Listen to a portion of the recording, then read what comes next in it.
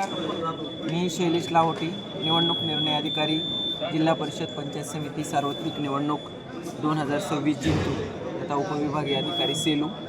आज दिनांक 31 जानेवारी 2026 ITI येथे EVM कमिशनिंग EVM सिलिंगची प्रक्रिया पार पडत आहे।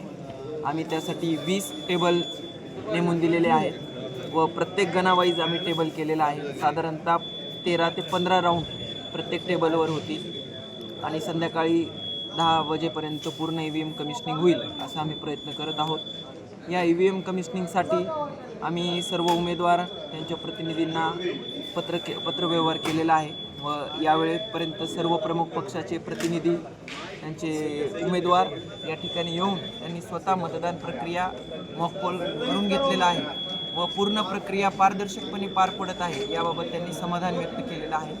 तसेच ते संध्याकाळी 10 वाजेपर्यंत देखील त्यांचे उमेदवार प्रतिनिधी पुन्हा येऊ शकतात याबाबत आम्ही त्यांना सांगितलेलं आहे व तेही आम्हाला या EVM कमिशनिंगसाठी सहकार्य करत आहे।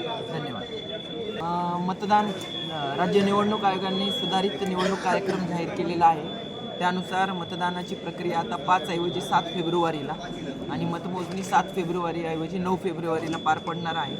7 फेब्रुवारी रोजी काही शिक्षकांच्या केंद्रीय म्हणजे CTET central teachers eligibility test असल्याने काही शिक्षकांनी आमच्याकडे काल अर्ज दिलेले आहेत आणि साधारणतः ती अर्जाची संख्या सध्याला जी पाहता 250 आहे।